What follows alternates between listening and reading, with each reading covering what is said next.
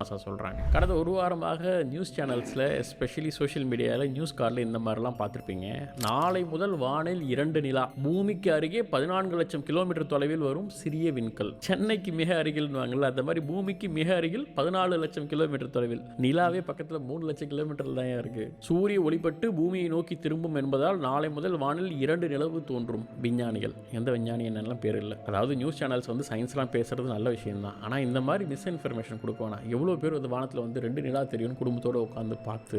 நிலவோடைய diameter விட்டம் பார்த்தீங்கன்னா கிட்டத்தட்ட 3700 கிலோமீட்டர். அதுவே வந்து பக்கத்தில் 3 லட்சம் கிலோமீட்டர் தொலைவில் இருக்கும் போதே நமக்கு சின்னதாக தான் தெரியுது. இவங்க சொல்கிற கல் பார்த்தீங்கன்னா வெறும் 10 மீட்டர். அந்த விண்கல் வந்து ஒரு 33 அடி, ஒரு 10 மீட்டர் அளவு தான். அது வந்து இவங்க சொல்கிற மாதிரி 15 லட்சம்லாம் கிடையாது, 30 லட்சம் கிலோமீட்டர் தொலைவில் இருக்குது. வெறும் 10 மீட்டர். அது எங்கேயாவது கண்ணில் தெரியுமா? ஒரு லாஜிக் இருக்கா? நாளை முதல் வானில் 2 நிலான்னு கூச்சப்படாமல் எழுதுறாங்க. இது வந்து யாரோ ஒரு டிஜிட்டல் கிரியேட்டர், ஒரு யூடியூபர், ஒரு இன்ஸ்டாகிராமில் இப்படிலாம் போடுறாங்கன்னா பரவாயில்ல. நியூஸ் மீடியா அதெல்லாம் வந்து இப்படி தப்பாக மிஸ்இன்ஃபர்மேஷனை பாஸ் பண்ணக்கூடாது. இப்போயுமே ஒரு விஷயம் வந்து அதை ரொம்ப மேலோட்டமாக எழுதுறது, இல்லாட்டி தெரிஞ்சே அதை வந்து தப்பாக எழுதுறது. அப்போ தான் வந்து ஷேர் கிடைக்கும், வியூஸ் கிடைக்கும்னு சொல்லிட்டு அதுதான் டார்கெட் வச்சிருப்பாங்க இருக்கு இந்த நியூஸ் சேனல் தான். இவ்வளோ வியூஸ் போகணும், இவ்வளோ ஷேர் ஆகணும்னு. அதை அச்சீவ் பண்ணுறதுக்கு பயங்கர கிளிக் பைட்டாக பண்ணுறாங்க. சரி, இவங்க அப்படி தான், அது வந்து ஒன்றும் பண்ண முடியாது. நம்ம இஎஸ்பியில் அவங்களை டீல் பண்ணிக்கலாம். நம்ம விஷயத்துக்கு வருவோம். 33 அடி 10 மீட்டர் விட்டம் கொண்ட ஒரு விண்கல் 2024 PT5 அப்படின்னு சொல்லக்கூடிய இந்த விண்கல் வந்து நம்ம பூமிக்கு அருகில் வருது. இது இப்போ இல்லை, ஆகஸ்ட் மாதமே வந்து சவுத் ஆஃப்ரிக்காவில் இருக்கக்கூடிய சதர்லாண்ட் இருக்கக்கூடிய விஞ்ஞானிகள் ரொம்ப அட்வான்ஸ்டு டெலஸ்கோப்லாம் வச்சு இதை வந்து கண்டுபிடிச்சாங்க. இது வந்து வெறுங்கண்ணாலேயோ இல்லை நான் வச்சிருக்க டெலஸ்கோப்பாலேயோ